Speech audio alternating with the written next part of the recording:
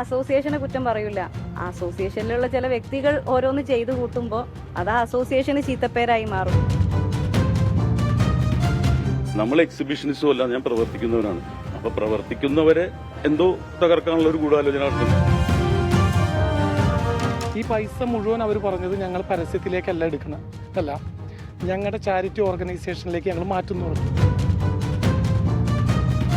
നമുക്ക് എവിടുന്ന് വേണമെങ്കിൽ ചാരിറ്റി, ഏത് ഓർഗനൈസേഷൻ, ഏത് മതപരമായ സ്ഥാപനത്തിൻ്റെ അടുത്തുനിന്ന് നമുക്ക് ചാരിറ്റി എടുക്കാം. ഒരു കാര്യം ഇവിടെ ലീഗലി ഇല്ലാതെ നമ്മളൊന്നും ചെയ്തിട്ടില്ല.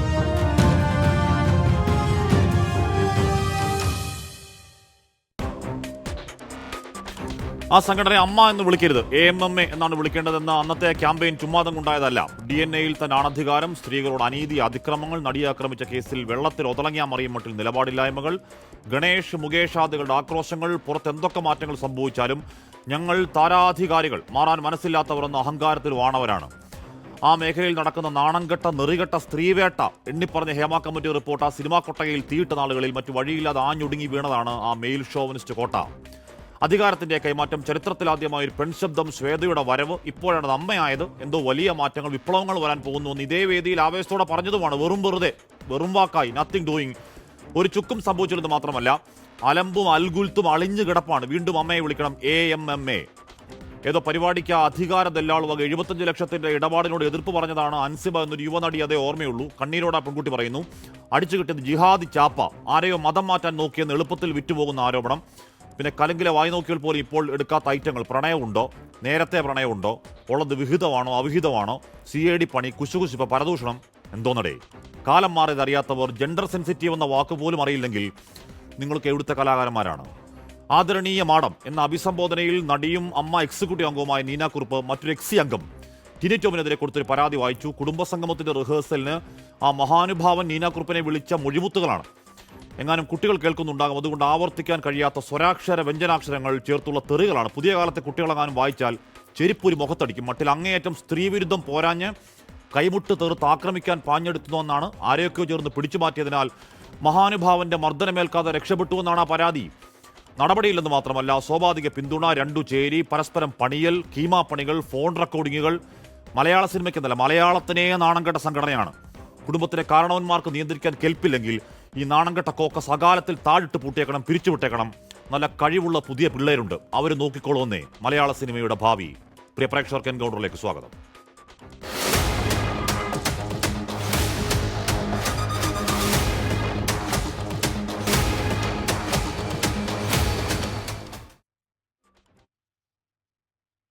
ശ്രീമതി മാലാ പാർവതി, പ്രകാശ് ബാരെ, ശ്രീമതി രഞ്ജിനി, ശ്രീ രാഹുൽ ഈശ്വർ എന്നിവർ ചർച്ചയിലേക്ക് വരും മുമ്പ് കേരളത്തിലെ മുഖ്യമന്ത്രിക്കും ആരോഗ്യമന്ത്രിക്കും ഒരു അഭിനന്ദനം അറിയിക്കാതെ പോയാൽ ശരിയല്ല. അത് കോഴിക്കോട്ടെ ഹർഷനയുടെ കാര്യത്തിലാണ്. നാളെ മുതൽ ഹർഷന സർക്കാർ ജീവനക്കാരിയാണ്. അതിവേഗമായിരുന്ന നടപടികൾ, നഷ്ടപരിഹാരം എത്രയാണെങ്കിലും നൽകുമെന്നും തുടർ ചികിത്സാ ചെലവ് എത്രയാണെങ്കിലും അത് സർക്കാർ വഹിക്കുമെന്നുമാണ് ഹർഷന പറഞ്ഞത്. അത്രയും വർഷങ്ങൾ വയറ്റിൽ കത്രി വെച്ച് നടന്ന വേദനകൾ, പഴുപ്പ്, തുടർ ശസ്ത്രക്രിയകൾ, ദുരിതപർവം ആദ്യം കേരളത്തെ അറിയിച്ചത് നമ്മളാണ് 24. പോയ സർക്കാർ, പോയ ആരോഗ്യമന്ത്രിയൊക്കെ ഹർഷനോട് കാണിച്ചത് വെറും വാക്കും വഞ്ചനയും മാത്രമാണ്. 6-7 വർഷം അനുഭവിച്ച വേദനയ്ക്ക് പരിഹാരമല്ലെങ്കിലും അതൊരു നീതിയാണ്. മുഖ്യമന്ത്രിക്കും ആരോഗ്യമന്ത്രിക്കും അഭിനന്ദനങ്ങൾ, ഹർഷനയ്ക്കും സമരസമിതിക്കും അഭിവാദ്യങ്ങൾ. ശ്രീമതി മാലാ പാർവതി, അന്ന് ശ്വേത അധികാരത്തിലെത്തിയപ്പോൾ ഇതേ വേദിയിൽ പറഞ്ഞൊരു ഇൻട്രോ വല്ലാതെ വൈറലായൊരു ഇൻട്രോ ആയിരുന്നു. അത്രയും പ്രതീക്ഷ ഉണ്ടാക്കിയ ഒരു അധികാര കൈമാറ്റമായിരുന്നു. ഇതിപ്പോ ഇടവേള ബാബുവിന്റെ ആ പഴയ സംവിധാനം തന്നെയാണ് നല്ലത് എന്നിവർ പറയിപ്പിക്കുന്നത് എന്തുകൊണ്ടാണ്? ശ്രീ മാലാ പാർവതി. ഹാഷ്മി, വളരെ വിഷമത്തോടെയാണ് ഇന്ന് ഈ ചർച്ചയിൽ പങ്കെടുക്കുന്നത്. ഞാൻ അടക്കം ഒരു വലിയ വിഭാഗം വിചാരിച്ചിരുന്നത് സ്ത്രീകൾ അധികാരത്തിലേക്ക് വരുമ്പോൾ ഒരു വലിയ മാറ്റമുണ്ടാകും. AMMA എന്നുള്ള സംഘടനയുടെ വിളി അമ്മ എന്ന് മാധ്യമങ്ങൾ തിരിച്ചു നൽകി.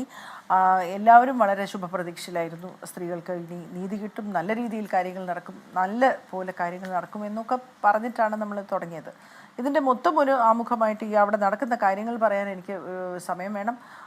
ആ സമയമാകുമ്പോൾ അതിന് അക്കമിട്ട് അവിടെ നടന്നത് എന്താണെന്ന് ഞാൻ പറയാം. അതിനുള്ള സമയമാണോ ഇത്?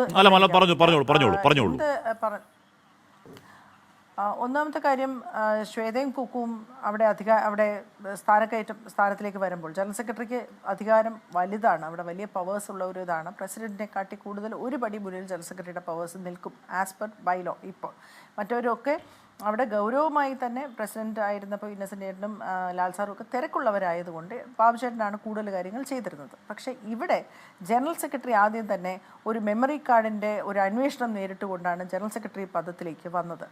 അപ്പോൾ ഒരു എന്താ പറയുക, ഒരു മെല്ലെപ്പോക്ക്, ഒരു മടി അവരുടെ ഉണ്ടായിരുന്നപ്പോൾ അവിടെ വാളെടുത്തവന്മാരെല്ലാം വെളിച്ചപ്പാടെന്നുള്ള പോലെ അവിടെ ഒരു പവർ സെൻട്രിക്കായിട്ട് ഒരുപാട് വലിയ കലഹങ്ങളുണ്ടായി. അവിടെ ലക്ഷ്മിപ്രിയയ്ക്ക് വലിയ ഒരു അധികാരമുണ്ടായിരുന്നു. ലക്ഷ്മിപ്രിയയാണ് ഈ മെമ്മറി കാർഡിൻ്റെ ചുക്കാൻ പിടിച്ചിരുന്ന ഒരാൾ. അങ്ങനെ പല തരത്തിലുള്ള ഗ്രൂപ്പുകൾ ആദ്യം തന്നെ അവിടെ ഫോം ചെയ്തു. പക്ഷെ ആ സമയത്ത് ശ്വേതയും കുക്കും വലിയ സൗഹൃദത്തിലായിരുന്നു. അവർ വലിയ രീതിയിൽ നല്ല ബന്ധത്തിലാണ് പൊയ്ക്കൊണ്ടിരുന്നത്.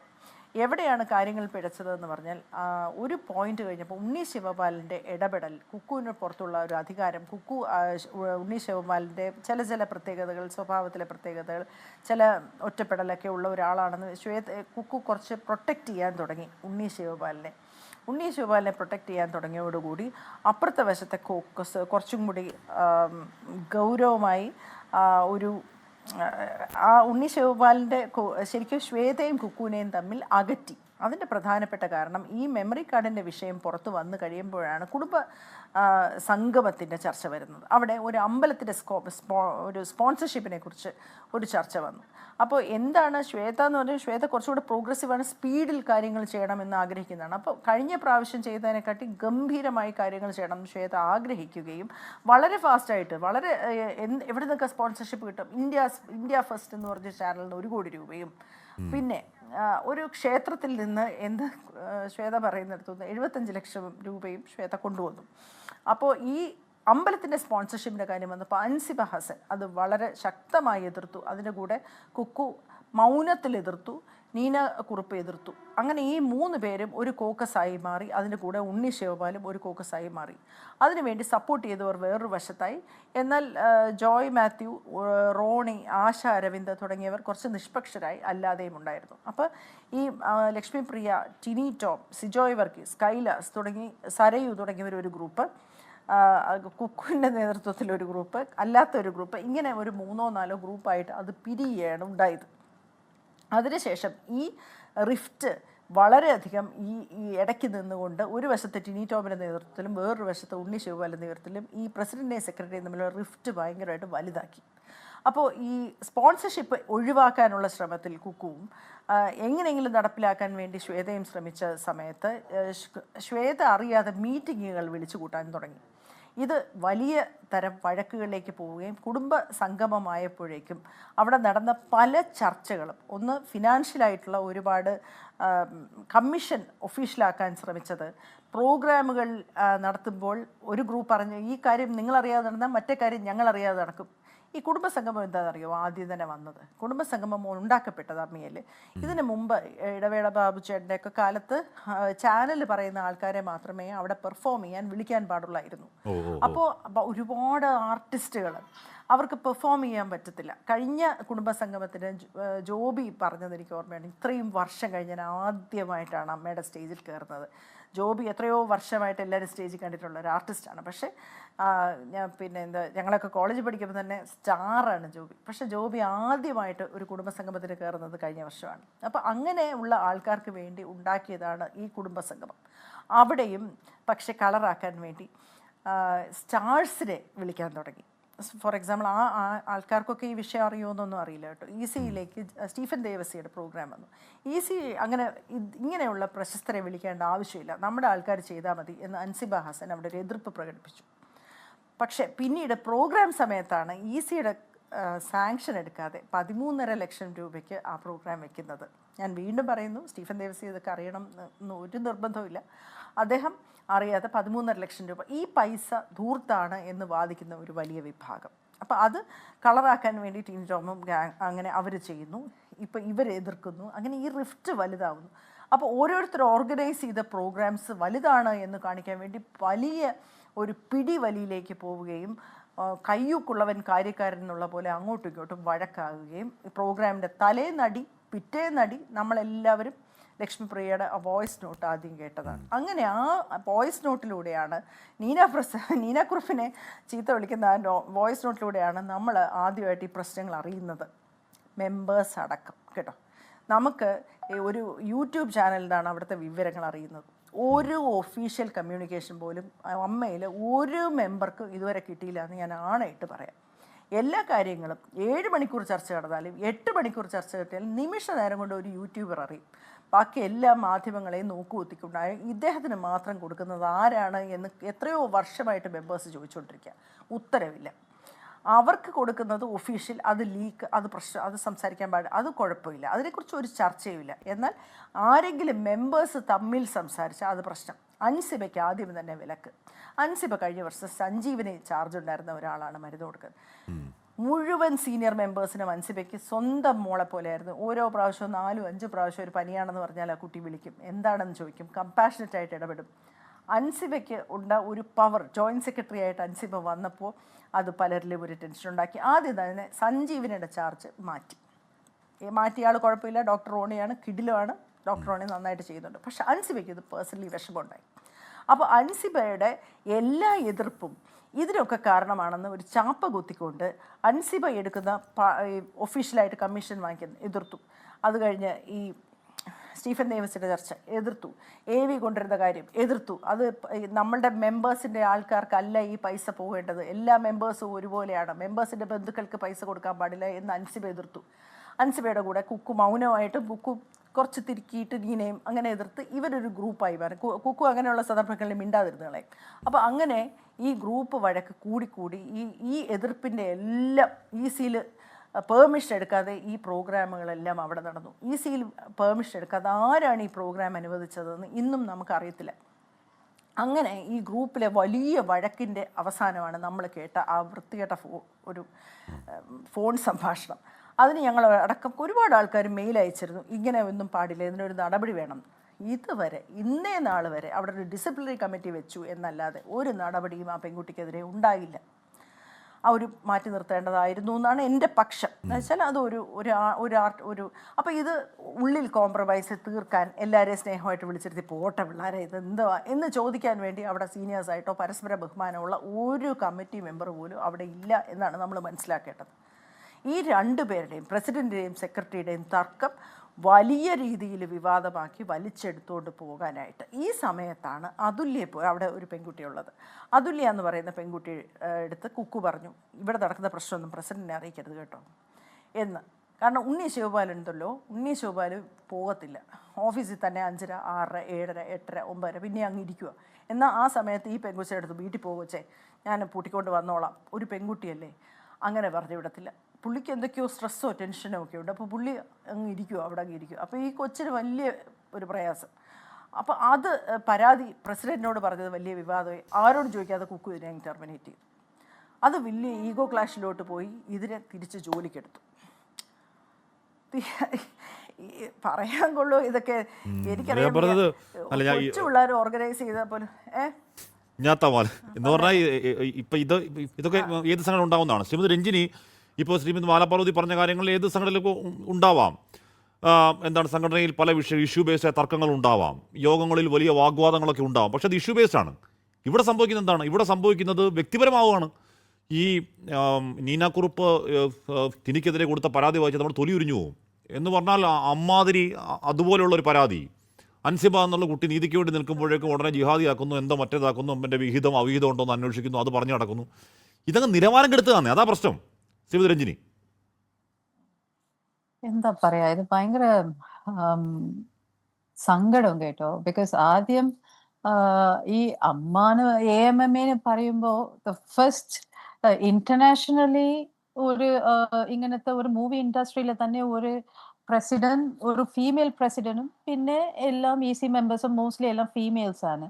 അങ്ങനെ വരുമ്പോ നമുക്ക് വളരെ സന്തോഷമായിരുന്നു. പിന്നെ അത് മാത്രമല്ല, ഒരുപാട് എക്സ്പെക്ടേഷൻസ് ഉണ്ടായിരുന്നു, there will be A change. പക്ഷെ ഇപ്പോൾ ഇത് കേൾക്കുമ്പോൾ, പാർവതി കേൾക്കുമ്പോൾ ഇത് വളരെ ചൈൽഡിഷ് ആണ്, ഇഷ്യൂസ് ആണ്. ഇത് AMMA മാത്രമല്ല കേട്ടോ, എല്ലാ മൂവി അസോസിയേഷൻസിലെയും ഇങ്ങനത്തെ എന്താ പറയാ ഒരു ഗ്രൂപ്പ്സ് ഉണ്ട്.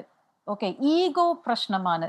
ഞാൻ ഇവരെ ഇഷ്ടമില്ലെങ്കിൽ ഞാൻ വേറെ ഒരു ഗ്രൂപ്പ് ഫോം ചെയ്യും. ഇന്റേർണലി ഇങ്ങനത്തെ പ്രശ്നങ്ങൾ നമ്മൾ സിനിമയിൽ ഇരിക്കുന്ന പ്രോബ്ലംസ് എന്താ, അതുക്ക് വേണ്ടിയല്ലേ നമ്മൾ ഇത് ഈ അസോസിയേഷൻസ് നമ്മൾ ഫോം ചെയ്തിരിക്കുന്നത്. ഇപ്പൊ ഇവർ തമ്മിൽ തന്നെ അടി ഉണ്ടെങ്കിൽ ആര് വന്ന് ഈ എന്താ പറയാ അവിടുത്തെ ആർട്ടിസ്റ്റിന്റെ പ്രശ്നമോ വെൽഫെയർ സംബന്ധപ്പെട്ട പ്രോബ്ലംസോ അത് പ്രോബ്ലം സോൾവ് ചെയ്യാൻ ഇവർക്ക് എങ്ങനെ കഴിയും? അപ്പോ ഇതെല്ലാം കേൾക്കുമ്പോൾ വളരെ ചൈൽഡിഷ് ആണ്. അപ്പോ ഈ ഗ്രൂപ്പ് എപ്പോഴും എല്ലാ അസോസിയേഷനിലും ഗ്രൂപ്പ് ഉണ്ടാവും. അപ്പോൾ നമ്മൾ എല്ലാവരും ഇരുത്തി എല്ലാവരുടെയും ഗ്രീവൻസസ് ചോദിക്കണം. അങ്ങനെയാണ് സ്റ്റെപ്പ് ബൈ സ്റ്റെപ്പ് ഒരു ഡിസിപ്ലിനറി ഇതിലെയാണ് നമ്മൾ അത് കൊണ്ടുപോകണം.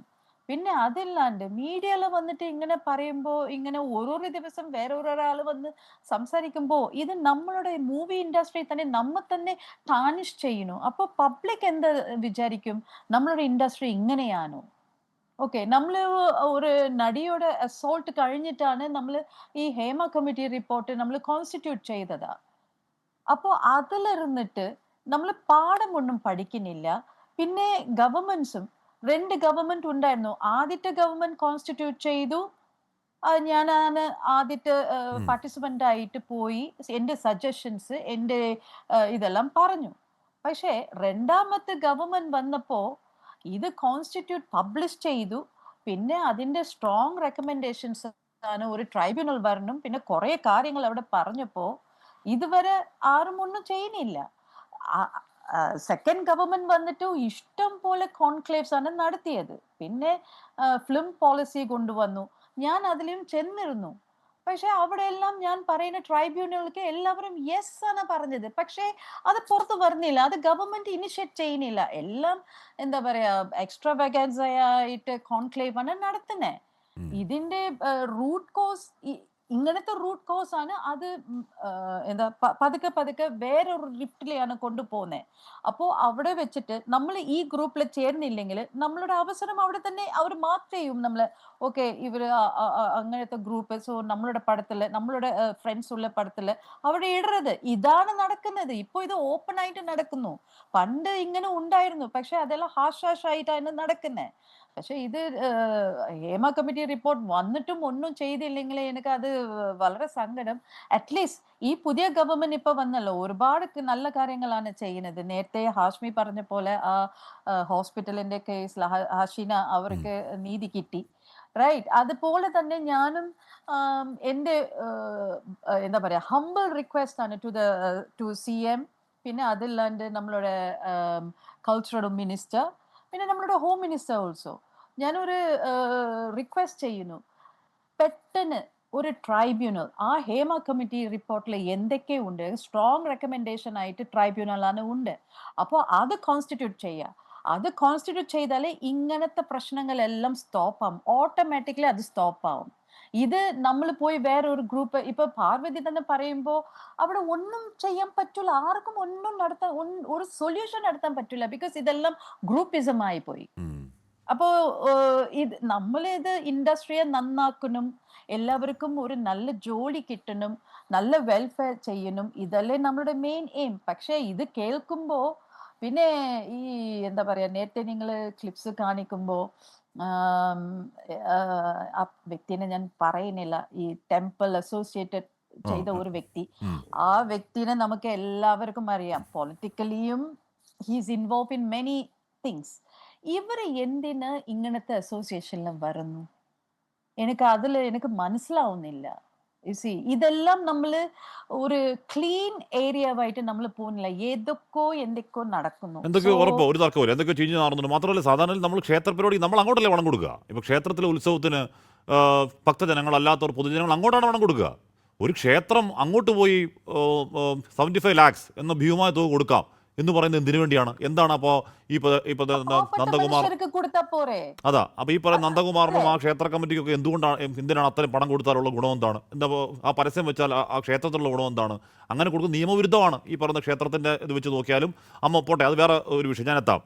ശ്രീ പ്രകാശ് ബാരെ, ഇവിടെ നീന കുറുപ്പ് എന്ന് പറയുന്ന 35 വർഷമായി മലയാള സിനിമയിലുള്ള ഒരു അമ്മയിലെ എക്സിക്യൂട്ടീവ് അംഗം മറ്റൊരു എക്സിക്യൂട്ടീവ് അംഗത്തിനെതിരെ to the president to general secretary കൊടുത്ത പരാതി ഇങ്ങനെയാണ് പറയുന്നത്. അമ്മ അസോസിയേഷൻ എക്സിക്യൂട്ടീവ് അംഗമായ ശ്രീ ടിനി ടോമിന്റെ ആവർത്തിച്ചുള്ള ദുർവ്യവഹാരം, അസഭ്യവും അംഗീകരിക്കാനാവാത്തതുമായ പെരുമാറ്റം എന്നിവയെ സംബന്ധിച്ച് ഗൗരവമായ ഒരു ഔദ്യോഗിക പരാതി സമർപ്പിക്കുന്നതിനാണ് ഞാൻ ഈ കത്ത് നൽകുന്നത്. 2026 ഫെബ്രുവരി 13 കൊച്ചിയിലെ റീജിയണൽ സ്പോർട്സ് സെന്ററിൽ AMMA കുടുംബസംഗമത്തിന്റെ റിഹേഴ്സലിനായി നിരവധി അംഗങ്ങളും എക്സിക്യൂട്ടീവ് അംഗങ്ങളും ഉള്ളവരും സന്നിഹിതരായിരിക്കെ ശ്രീ ടിനി ടോം എന്നെ പരസ്യമായ അസഭ്യവും അശ്ലീലവും അപമാനകരവുമായ മലയാള വാക്കുകൾ ഉപയോഗിച്ച് അധിക്ഷേപിച്ചു. അദ്ദേഹം എന്നെ വിളിച്ച വാക്കുകൾ ചുവടെ പറയുന്നതാണ്, നമുക്ക് വായിക്കാൻ പറ്റത്തില്ല. ഡാഷ് ഡാഷ് ഡാഷ് ഡാഷ് നിന്റെ ഡാഷ്. അദ്ദേഹത്തിൻ്റെ വാക്കുകൾ എന്നെ ആഴത്തിൽ അപമാനിക്കുകയും എൻ്റെ വ്യക്തിത്വത്തിനും ആത്മാഭിമാനത്തിനും ഗുരുതരമായി മുറിവേൽക്കുകയും ചെയ്തു. തുടർന്ന് അദ്ദേഹം കൈമുട്ടി ചുരുട്ടി അക്രമോത്സുകമായ രീതിയിൽ എൻ്റെ നേർക്ക് മുന്നേറുകയും എന്നെ ശാരീരികമായി ഭീഷണിപ്പെടുത്താനും ആക്രമിക്കാനുള്ള ശ്രമം നടത്തുകയും ചെയ്തു. അവർ പിടിച്ചുമാറ്റിയത് കാരണം അന്ന് ഞാൻ ആ ദിവസം ശാരീരികം മർദ്ദിക്കപ്പെടാത്തത് എന്നതാണ് സത്യം. ശ്രീ പ്രകാശ് ബാരെ, ഇത് നേരത്തെ ശ്രീമതി രഞ്ജിനി വന്നപോലെ ഒരു അനുഭവം, അതിൻ്റെ കയ്പനുഭവം, അതിൻ്റെ വിമർശനങ്ങൾ, തുടർന്നുണ്ടായ അധികാര കൈമാറ്റമാണല്ലോ. അപ്പോൾ ഈ സ്ത്രീ വിരുദ്ധത എന്ന് പറയുന്നത് ഒരു അധികാരത്തിൻ്റെ ഒരു സംഘടനയുടെ തലപ്പത്ത് സ്ത്രീ ഇരുന്നാൽ മാറുന്നതല്ല, അതൊരു മനോഭാവമാണ്. അത് മാറണമെങ്കിൽ ജെൻഡർ സെൻസിറ്റിവിറ്റി എന്താണെന്നും അപ്പുറത്തുള്ള ജെൻഡറിനോട് എങ്ങനെ സംസാരിക്കണമെന്നുള്ള മിനിമം ബോധം എന്ന് പറഞ്ഞാൽ ഇപ്പോഴത്തെ കൊച്ചുകുട്ടികൾക്കറിയാം. ആ ബോധം ഉണ്ടാവണം. ശ്രീ പ്രകാശ് ബാരെ.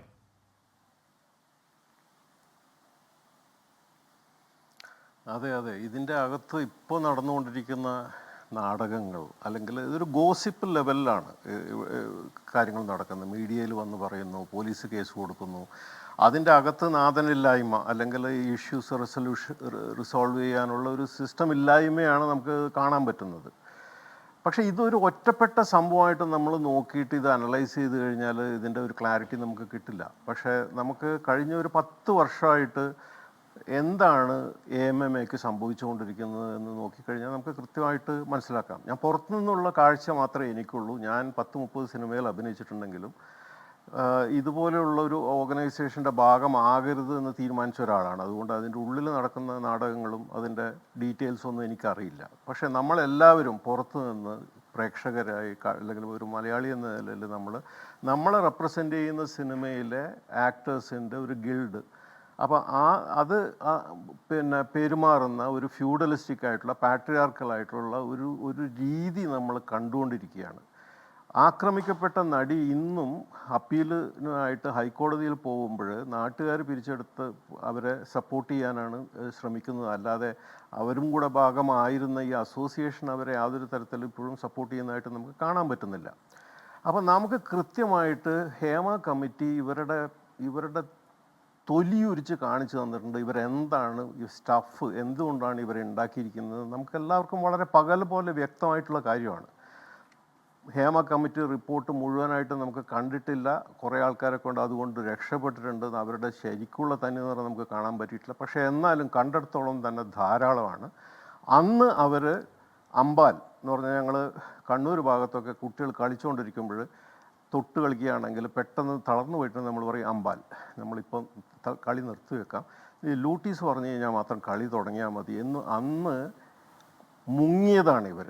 പിന്നെ എത്രയോ കാലം കഴിഞ്ഞിട്ടാണ് പൊങ്ങിയിട്ട് പുതിയൊരു ഐഡിയയും കൊണ്ടുവന്നിരിക്കുന്നത് എന്ന് പറഞ്ഞാൽ ഈ പാട്രിയാർക്കിക്ക് കീഴിൽ നിൽക്കുന്ന കുറേ സ്ത്രീകളുടെ മുഖങ്ങൾ മുമ്പിൽ വെച്ചിട്ട് ഇവർ വീണ്ടും മുന്നോട്ട് പോകാമെന്ന് പറഞ്ഞിട്ട് ഒരു തരത്തിലുള്ള മാറ്റമോ ഒരു ഓപ്പറേഷണൽ രീതികളോ അല്ലെങ്കിൽ ഇവരുടെ റൂൾസ് ആൻഡ് റെഗുലേഷൻസോ അല്ലെങ്കിൽ ഇവരുടെ ICC ഇതിൻ്റെ ഉള്ളിലുള്ള ഈ പിന്നെ ഹേമ കമ്മിറ്റി പിന്നെ റെക്കമെൻഡ് ചെയ്ത ട്രിബ്യൂണലോ ഒരു കാര്യത്തിലും ഒരു താല്പര്യവും കാണിക്കാതെ ഇവരെ മുന്നിൽ വെച്ചിട്ട് പഴയതുപോലെ വണ്ടി ഓടട്ടെ എന്നുള്ളൊരു രീതിയാണ് ഇവർ ചെയ്തിരിക്കുന്നത്. അപ്പോൾ നമുക്ക് അതിൻ്റെ അകത്ത് നിന്ന് വേറെ ഒന്നും, ശരിക്കുള്ള അധികാരം വേറെ ആൾക്കാരുടെ കയ്യിലുണ്ടാവുകയും അധികാരം പിന്നെ പ്രിറ്റൻഡ് ചെയ്യാൻ വേണ്ടിയിട്ട് കുറേ സ്ത്രീകൾ അവിടെ ഇരുത്തുകയും ചെയ്തു കഴിഞ്ഞാൽ അവർ വളരെ സിൻസിയറായിട്ടൊക്കെ തന്നെയായിരിക്കും പ്രവർത്തിക്കുന്നത്. അവർക്കെതിരായിട്ടല്ല ഞാൻ സംസാരിക്കുന്നത്. പക്ഷേ പാട്രിയാർക്കിയിൽ അടിപ്പെട്ട് നിൽക്കുന്ന സ്ത്രീകൾക്കുണ്ടാകുന്ന എല്ലാ ലിമിറ്റേഷൻസും ഇവർക്കുണ്ട്. ഇവരെ ശരിക്കും ബഹുമാനിക്കുന്ന എത്ര അംഗങ്ങൾ ഇവിടെയുണ്ട്, ഇവരിവിടെ എന്തുകൊണ്ടാണ് ഇവിടെ ഇരിക്കുന്നത് എന്ന് എപ്പോഴും അറിയുകയും അല്ലെങ്കിൽ ആലോചിക്കുകയും ചെയ്യുന്ന പുരുഷ കേസരികളാണ് ഇവരുടെ ചുറ്റും ഉള്ളത്. അപ്പം ഈ DNA-യിൽ നിന്ന് ഈ പാട്രിയാർക്കി മാറാതെ, ഈ ഫ്യൂഡലിസം മാറാതെ ഈ ഓർഗനൈസേഷൻ ഒരിക്കലും പ്രോഗ്രസീവും പ്രൊഫഷണലും ആവില്ല. ഇത് സിങ്ക് ചെയ്യുക എന്ന് പറഞ്ഞു കഴിഞ്ഞാൽ കപ്പൽ മുങ്ങുന്ന പോലെ മുങ്ങി താഴുക അല്ലാതെ വേറെ അല്ലാത്ത ഒരു ഔട്ട്കം ഉണ്ടാവണമെങ്കിൽ ഇവർ കൃത്യമായിട്ട് അവരുടെ തെറ്റുകൾ അഡ്മിറ്റ് ചെയ്തിട്ട് അവരുടെ ചെയ്യുന്ന രീതികൾ റിവൈസ് ചെയ്യണം. ഇപ്പോൾ നോക്കൂ, 2 കോടി ആൾക്കാരാണ് 5 ദിവസം കൊണ്ട് ജെൻസി ഇവിടെ രാജ്യത്തിലെ പല കാര്യങ്ങൾക്കെതിരായിട്ടും സംസാരിച്ചിരിക്കുന്നത്. അതുപോലെയുള്ള കുട്ടികൾ നമ്മുടെ ഇടയിലും മലയാളി കുട്ടികൾ ഒരുപാടുണ്ട്. അവർ ഈ കടൽക്കിഴവന്മാരുടെ ഈ ഒരു കെട്ടുകാഴ്ച കണ്ടിട്ട് ചിരിച്ചുകൊണ്ടിരിക്കുകയാണ്. ഇത് അണയാൻ പോകുന്നതിന് മുമ്പുള്ള ആളിക്കത്തലാണ്. അത് മനസ്സിലാക്കിയിട്ടെങ്കിലും ഇതിൽ ഇൻഫ്ലുവൻസ് ഉള്ള ഇത് എന്തിനു വേണ്ടിയാണ് ഇത് ഇങ്ങനൊരു ഓർഗനൈസേഷൻ ഉണ്ടാക്കിയതെന്നൊക്കെ നമുക്കറിയാം. ആർക്കും കൈനീട്ടം കൊടുക്കാനൊന്നുമല്ല. പക്ഷെ അത് ഉണ്ടാക്കിയ ആൾക്കാരെ ഇനിയെങ്കിലും ഇതിനെ ഒരു പ്രൊഫഷണലായിട്ടുള്ള ഇൻ്റർനാഷണൽ ക്വാളിറ്റിയുള്ള ഒരു ആക്ടേഴ്സ് ഗിൽഡാക്കി മാറ്റിയെടുക്കാൻ ശ്രമിക്കണം. ലോകത്തിൽ ഇന്ന് മലയാളിക്ക് അഭിമാനത്തോടു കൂടി പറയാൻ പറ്റുന്ന ഒരു കാര്യമാണ് നമ്മുടെ സിനിമകളെ പറ്റിയും കമേഴ്ഷ്യൽ സക്സസിനെ പറ്റിയും ഫെസ്റ്റിവൽ വിൻസിനെ പറ്റിയൊക്കെ. അങ്ങനെ ഒരു മലയാളി അഭിമാനിക്കുന്ന ഒരു രംഗത്ത് ഇത്രയും അപമാനകരമായിട്ടുള്ള ഒരു സംഘടന ഉണ്ടാവുക എന്ന് പറഞ്ഞാൽ അവർ മനസ്സിലാക്കുക. ഇനിയെങ്കിലും പ്രോഗ്രസീവായിട്ട് മുന്നോട്ട് വരിക.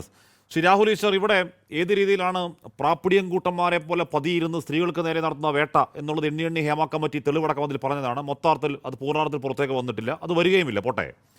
അപ്പോൾ ആ കാലം കഴിയുന്നു. നമ്മൾ വിചാരിക്കുന്നത് എന്താണ്? അവിടെ പുരോഗമനം, ശ്വേതാമേനോൻ അധികാരത്തിലേക്ക് വരുന്നു, നല്ല കാര്യം. അവിടെ AMMA, ഞാൻ അതിന് അമ്മ എന്ന് വിളിച്ചിട്ടുണ്ട്. ഇപ്പോൾ അവിടെ ആർജവമുള്ളൊരു പെൺകുട്ടി, അൻസിബ എന്നാണ് പേര്, അവിടുത്തെ നടത്തിയ തെറ്റുകൾ ചൂണ്ടിക്കാട്ടി. എന്താണ് ഈ ഫണ്ട് വാങ്ങുന്നത് അമ്മയുടെ ബൈലോ പ്രകാരം തന്നെ തെറ്റാണ് എന്ന് പറയുമ്പോഴേക്കും അടിച്ചു കൊടുത്ത ചാപ്പ എന്താണ്? ഈ പറയുന്ന ജിഹാദി, ഏതോ മതം മാറ്റം, വിഹിതമുണ്ടോ അവിഹിതമുണ്ടോ എന്നുള്ള അന്വേഷണം. നീന കുറുപ്പ് അത് ശരിവെക്കുന്നു. ഉഷാ ഹസീന പറഞ്ഞു എന്നെയും വിളിച്ചു ജിഹാദി. എന്താണ് കാരണം? അവിടെ എടുക്കുന്ന തെറ്റായ തീരുമാനങ്ങളോട് റാൻ മൂട് നിൽക്കാതെ വ്യത്യസ്ത നിലപാട് സ്ത്രീകൾ പറഞ്ഞാൽ അടിച്ചമർത്തും. അപ്പോൾ AMMയ്ക്ക് ഒരിക്കലും അമ്മയാവാൻ കഴിയില്ല. അതിനകത്ത് ശ്വേത വന്നാലും ആര് വന്നാലും. രാഹുൽ, ശ്രീ ഹാഷ്മി, നമ്മുടെ കേരളത്തിൽ ഇത്തരം സിനിമ കലാരംഗത്തെ ഏറ്റവും റെസ്പെക്ട് ചെയ്യപ്പെടുന്ന വോയിസിലൊന്നാണ് ശ്രീ മാലാ പാർവതി. മാഡം പറഞ്ഞ ഒരു വാക്ക് ഞാൻ സൂചിപ്പിച്ചുകൊണ്ട് തുടങ്ങാം. മുതിർന്ന ആരെങ്കിലും ചേർത്തിരുത്തി പോട്ടു പിള്ളാരെ നമുക്ക് ഒരുമിച്ച് നിൽക്കണം, നിങ്ങളുടെ ഈ പ്രശ്നങ്ങൾ മാറ്റിവെക്ക് എന്ന് പറയാൻ കഴിയുമെങ്കിൽ ഈ പ്രശ്നം തീരും.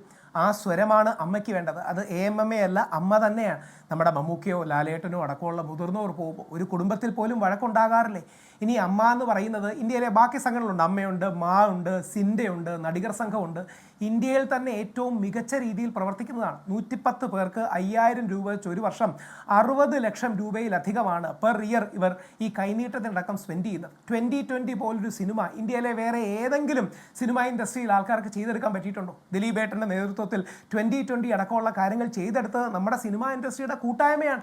വ്യത്യസ്ത അഭിപ്രായങ്ങളും ഗ്രൂപ്പുകളും ഒക്കെ വരും. മലയാളികളല്ലേ, മലയാളികളെ കുറിച്ച് നമ്മൾ തമാശയ്ക്ക് പറയാറുണ്ട്, 3 മലയാളി ഉണ്ടെങ്കിൽ 4 അഭിപ്രായങ്ങൾ ഉണ്ടാവും. ഇപ്പം നേരത്തെ തന്നെ പറയുകയുണ്ടായി, ഒരു അമ്പലം 75 ലക്ഷം രൂപ സ്പോൺസർ ചെയ്താൽ എന്താ നഷ്ടം? ഈ ഏതെങ്കിലും രീതിയിൽ കലാകാരന്മാരെ എൻഗേജ് ചെയ്യാൻ വേണ്ടി ചെയ്യുന്നതാണ്. അതിനെതിരെ അഭിപ്രായമൊക്കെ ഉണ്ടാവാം. 75 ലക്ഷം രൂപ പോകുന്നു, ഒരു പ്രത്യേക ചാനൽ 1 കോടി രൂപ തരുന്നു. ക്ഷേത്രഭരണപ്രകാരം തെറ്റാണ്, അമ്മയുടെ ബൈലോ പ്രകാരം തെറ്റാണ്. അതിലേക്ക് പോകാൻ സാങ്കേതികമാണ്, പോകാൻ സമയമില്ലാത്തതുകൊണ്ടാണ്. എന്തർത്ഥത്തിലാണ് കാര്യം? ഏതെങ്കിലും രീതിയിൽ അങ്ങനെ സാംസ്കാരിക പ്രവർത്തനങ്ങൾക്കോ മറ്റോ ചെയ്യുന്നതിൽ എന്തെങ്കിലും ഇനി അത് എതിരഭിപ്രായം ഉണ്ടെങ്കിൽ പ്രശ്നമൊന്നുമില്ല. ഇനി 2 ശ്രീ ടിനി ടോമിനെ കുറിച്ച് പറയുന്നതാണ്. ശ്രീ ടിനി ടോമിനെ കുറിച്ച് ശ്രീ ജോയ് മാത്യു പറഞ്ഞതായിരിക്കും അദ്ദേഹത്തെ അറിയുന്ന എല്ലാവർക്കും ഉള്ള അഭിപ്രായം.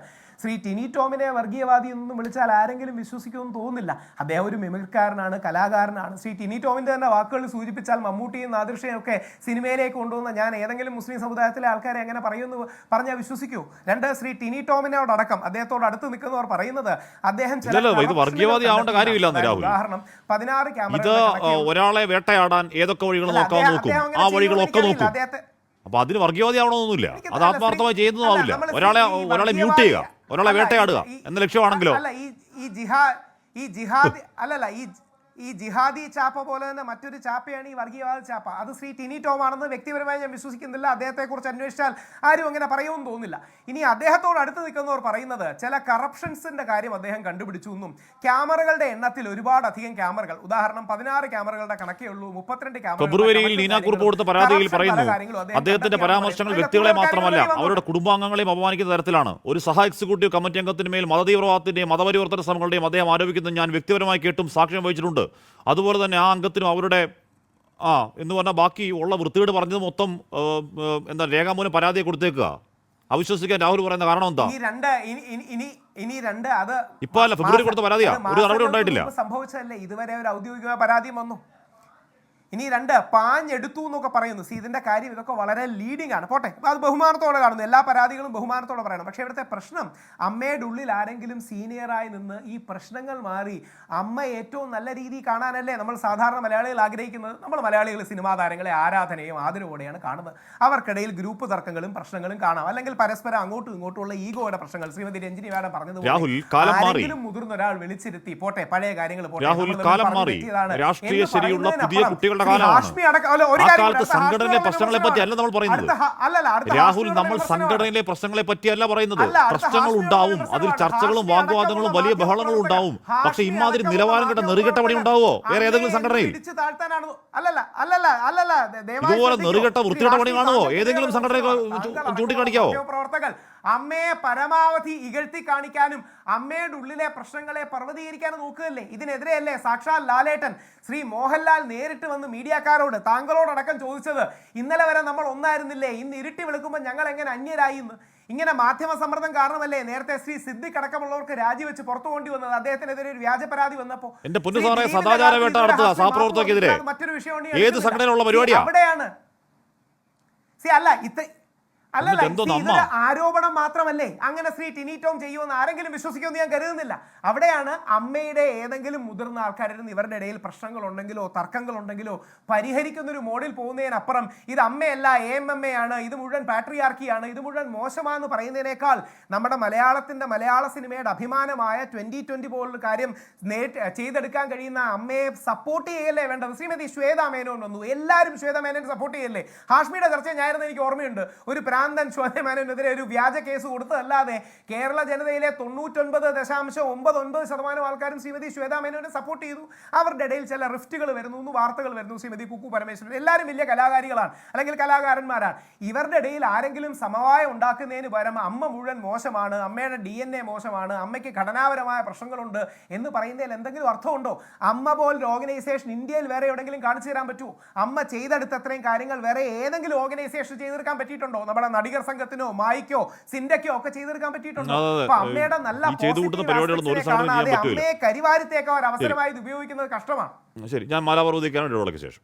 ശ്രീമതി മാലാപർവതി, നേരത്തെ പ്രകാശ് ബാരെ പറഞ്ഞ പ്രശ്നമുണ്ട്. ഇപ്പം ശ്വേതാ മേനോൻ അധികാരത്തിലേക്ക് വന്നത് തെരഞ്ഞെടുത്തതാണ്, അവിടെ മത്സരം ഉണ്ടായിരുന്നു. മത്സരത്തിൽ അധികാരത്തിലേക്ക് അൻസിബയെ എല്ലാവരും തിരഞ്ഞെടുത്തതാണെങ്കിൽ കൂടിയും ശ്വേത അധികാരത്തേക്ക് വന്നത് ഒരുപക്ഷെ സാധാരണഗതിയിൽ ഒരു പെട്രിയാർക്കൽ സമൂഹത്തിന് സ്ത്രീകൾ ഭരിക്കുന്ന ഇഷ്ടമാവില്ല.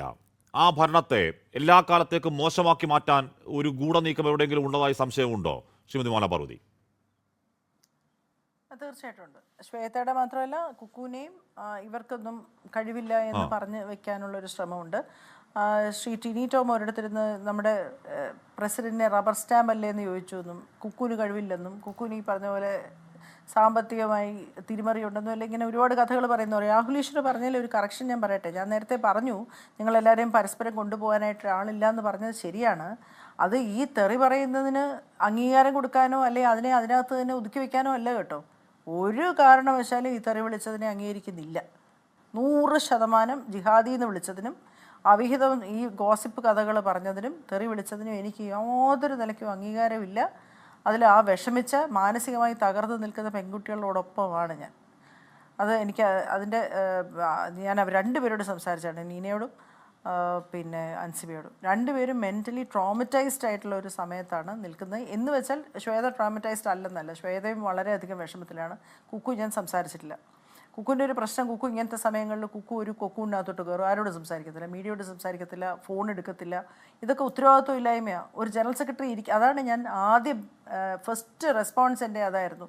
ഇരിക്കേണ്ട സ്ഥലത്ത് ഇരിക്കണം, അധികാരം കയ്യിലെടുക്കേണ്ടടുത്ത് അധികാരം കയ്യിലെടുക്കണം, ആൾക്കാരെ നിലയ്ക്ക് നിർത്തേണ്ടടുത്ത് നിലയ്ക്ക് നിർത്തണം. കുക്കു അത് ചെയ്തില്ല.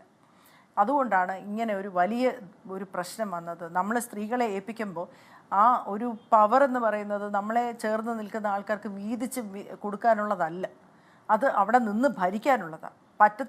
നമ്മുടെ മുഖത്ത് നോക്കി സംസാരിക്കുന്നവരോട് മിണ്ടാതിരിക്കുക എന്ന് പറഞ്ഞാൽ മിണ്ടാതിരിപ്പിക്കാൻ പറ്റണം.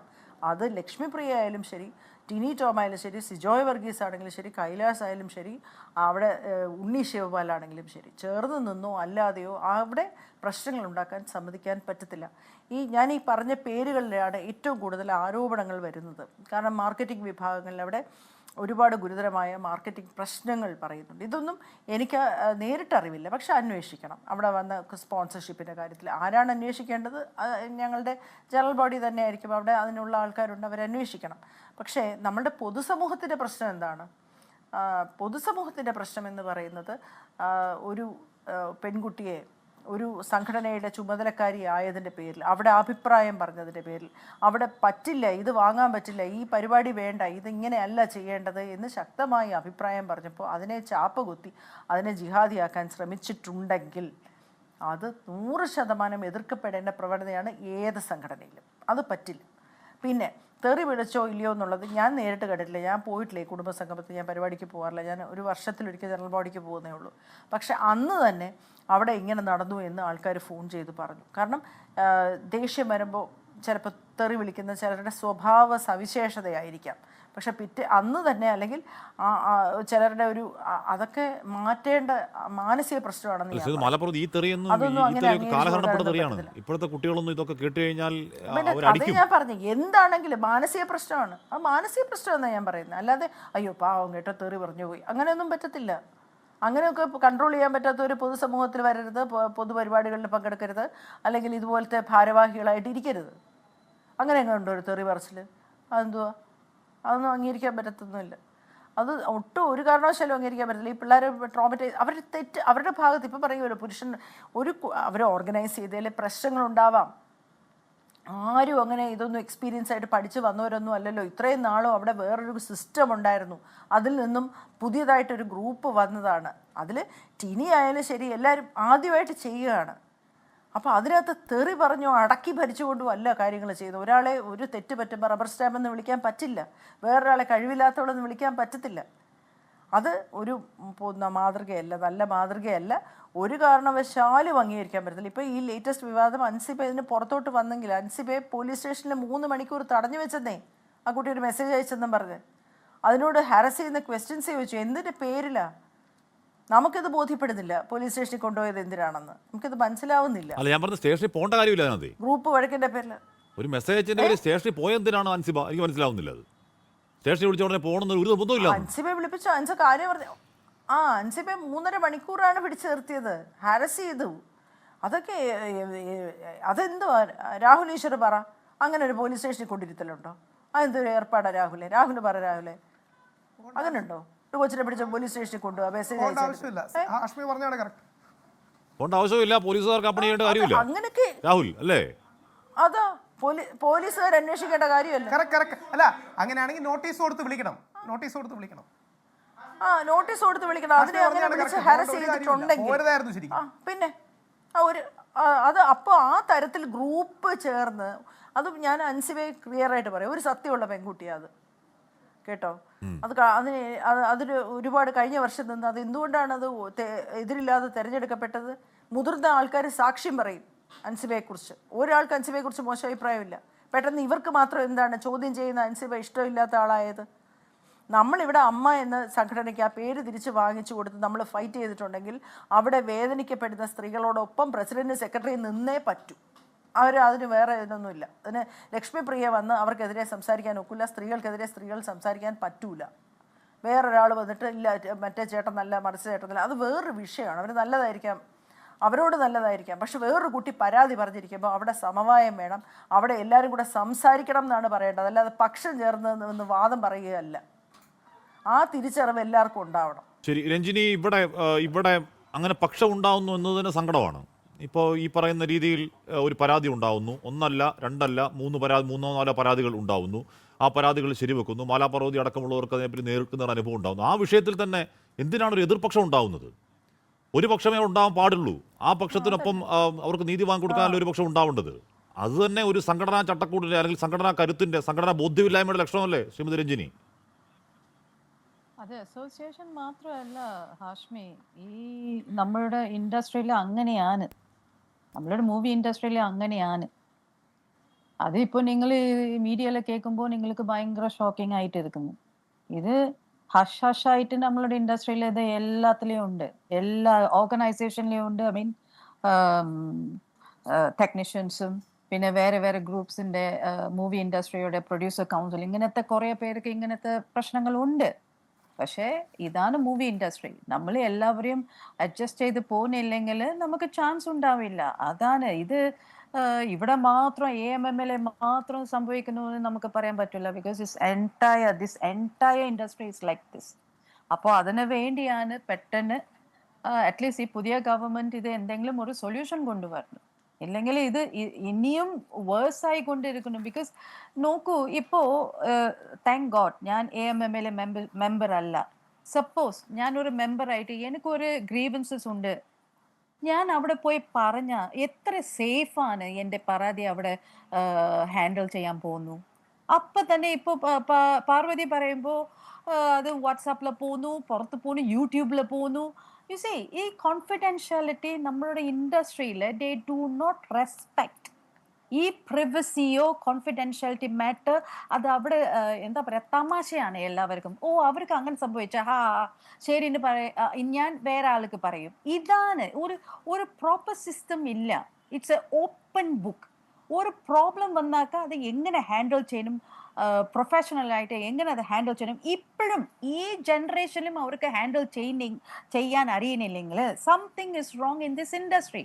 അതുക്ക് വേണ്ടിയാണ് ഞാൻ ഹേമ കമ്മിറ്റി റിപ്പോർട്ട് ആ റെക്കമെൻഡേഷനുക്ക് വേണ്ടിയാണ് ഞാൻ ഫൈറ്റ് ചെയ്യുന്നത്. ഞാൻ 2-3 കേസ് ഞാൻ കേരള കോടതി ഹൈക്കോടതിയിൽ കൊടുത്തിട്ടുണ്ട്, പിന്നെ സുപ്രീം കോടതിയിലും ഞാൻ പോയിട്ടുണ്ട്. What for, why? ഞാൻ എന്ത് പൈസ മുടക്കി ഞാൻ ഇത്ര കേസുകളിൽ ഞാൻ വാദിക്കുന്നു? ബിക്കോസ് ഈ ഇൻഡസ്ട്രി നന്നാവണം. ബിക്കോസ് എനിക്ക് വളരെ ഇഷ്ടപ്പെട്ട ഒരു ഇൻഡസ്ട്രിയാണ് ഇത്.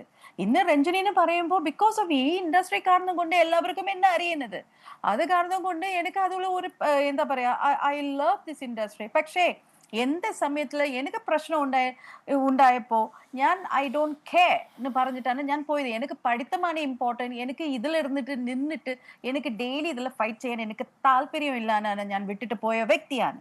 പക്ഷേ തിരിച്ചു വന്നിട്ടും സ്റ്റിൽ ഇപ്പോഴും ഈ ജനറേഷനും നടക്കുമ്പോൾ അത് സംഭവിക്കുമ്പോൾ എനിക്ക് വളരെ സങ്കടം. അത് കാരണം കൊണ്ടാണ് ഞാൻ ഫസ്റ്റായിട്ട് ഈ ഹേമ കമ്മിറ്റി കോൺസ്റ്റിറ്റ്യൂട്ട് ചെയ്യുമ്പോൾ ഞാനാണ് ഫസ്റ്റായിട്ട് പോയി അവിടെ എൻ്റെ ഗ്രീവൻസസ് അല്ല, ഞാൻ എൻ്റെ സജഷൻ അവിടെ പറഞ്ഞു.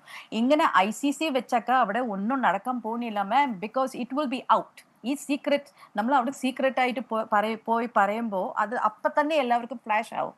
സോ അത് കാരണം കൊണ്ട് സിനിമ ഇല്ലാത്ത ആൾക്കാരെ വെച്ചിട്ട് റിട്ടയർഡ് ജഡ്ജസോ സൈക്കോളജിസ്റ്റ് സൈക്യാട്രിസ്റ്റ് ഇവരെല്ലാം വെച്ചിട്ട് ഒരു ട്രൈബ്യൂണൽ ഉണ്ടാക്കിയാലേ ഇത് ശരിയാവും. ഇല്ലെങ്കിൽ ഇത് ഇങ്ങനെ തന്നെ പോയിക്കൊണ്ടിരിക്കും. പിന്നെ വേറൊരു കാര്യം പറയണം, ഈ രാഹുൽ ഈശ്വർ എങ്ങനെ സിദ്ദിഖിന്റെ കേസ് വ്യാജ പരാതി എന്ന് പറയുന്നത്?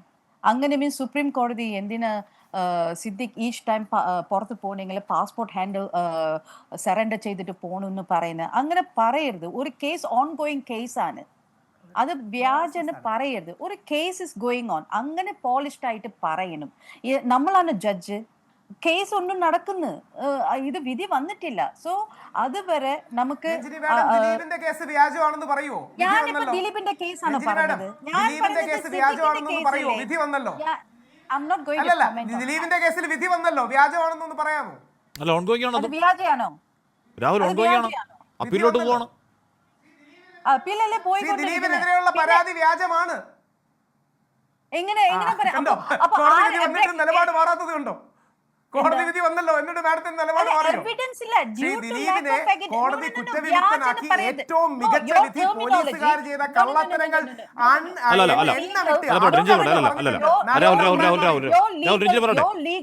your legal terminology is completely wrong. കാരണം അത് അവിടെ എന്താ പറഞ്ഞത്? തെളിവില്ല, പ്രോപ്പർ ആയിട്ട് തെളിവില്ല, എവിഡൻസ് ഇല്ലെങ്കിൽ. You also lawyer right? You should know. നമ്മൾ കോടതിയിൽ പോയാൽ നമുക്ക് എവിഡൻസ് ആണ് കൊടുക്കണം. പക്ഷെ ഇവിടെ എവിഡൻസ് ഇല്ല, ഇറ്റ്സ് ബീൻ ടെമ്പർഡ്. അത് കാരണം കൊണ്ടാണ് കേസ് നിലവിക്കില്ല. ഇല്ലെങ്കിൽ എവിഡൻസ് ഉണ്ടെങ്കിൽ there would be some action. അതാണ് അപ്പീൽ മേലെ അപ്പീൽ പോയിക്കൊണ്ടിരിക്കുന്നത്. ഇത് ജസ്റ്റ് എന്താ പറയാ, it's A very small matter but you are tricking it in a way. Okay. അത് കാരണം കൊണ്ടാണ് ഞാൻ രഞ്ജിനി പറഞ്ഞത് സർക്കാരിന്റെ ശ്രദ്ധയിൽപ്പെടുത്തേണ്ടതാണ്. ഈ പറയുന്ന രീതിയിൽ ഒരുപാട് കോൺക്ലേവുകൾ നമ്മുടെ നികുതി പണത്തിനെടുത്ത് നടത്തിയതാണ്. അതിനുശേഷം ഒരു ട്രിബ്യൂണൽ എന്ന ആവശ്യത്തിലേക്ക് എത്തിയതാണ്. ആരും മൈൻഡ് ചെയ്യുന്നില്ല. ട്രിബ്യൂണൽ എത്രയും പെട്ടെന്ന് സ്ഥാപിക്കണമെന്ന് സാംസ്കാരിക മന്ത്രിയോടും മുഖ്യമന്ത്രിയോടൊക്കെ രഞ്ജിനി ഒരു ആവശ്യം മുന്നോട്ട് വെക്കുകയാണ്. അനിവാര്യവുമാണ്. വളരെ പെട്ടെന്ന് തിരികെ എത്താം ഇടവേളയ്ക്ക് ശേഷം. ശ്രീ പ്രകാശ് ബാരെ, ഈ മാൻസിബ സംഘടനയിലെ ഈ പറഞ്ഞ സംഘടനാ പദവി രാജിവെച്ച കാര്യം ശ്വേതാ മേനോൻ പറയുന്നുണ്ട്. അത് വളരെ പാസീവായ ഒഴുക്കിലങ്ങ് പറഞ്ഞു പോയതാണ്. അപ്പോഴാണ് ഒരു ജീവനക്കാരെ പുറത്താക്കി തിരിച്ചെടുത്ത കാര്യം മാധ്യമങ്ങളോട് പറയുന്ന കൂട്ടത്തിൽ എന്തോ വ്യക്തിപരമായ പ്രൊഫഷണലായ കാര്യം പറഞ്ഞ് രാജിവെച്ചു എന്ന് പറഞ്ഞങ്ങ് പോയതാണ്. അതിനുശേഷം നാളുകൾക്കിപ്പുറം മാൻസിബയ്ക്ക് എന്തുകൊണ്ട് രാജിവെച്ചു എന്ന് പുറത്തു പറയേണ്ടി വരുന്നെങ്കിൽ ആ സംഘടനയ്ക്കുള്ളിൽ അത് പറഞ്ഞ് അതിന് പരിഹാരം ഉണ്ടാവുന്നില്ല എന്നതുകൊണ്ടല്ലേ നീനാക്കുറുപ്പിന് പറയേണ്ടി വരുന്നത്, അല്ലെങ്കിൽ ആ കത്ത് പുറത്തേക്ക് വരുന്നതൊക്കെ അതിനകത്ത് പരാതി കൊടുത്തിട്ട് അതിന് പരിഹാരം ഉണ്ടാവുന്നില്ല എന്നുകൊണ്ടല്ലേ? അപ്പോൾ ഈ ജനാധിപത്യത്തിൻ്റെ ഒരു തുറവ് അമ്മ എന്ന് പറയുന്ന സംഘടനയിൽ എപ്പോൾ പ്രതീക്ഷിക്കണം ശ്രീ പ്രകാശ് ബാരെ?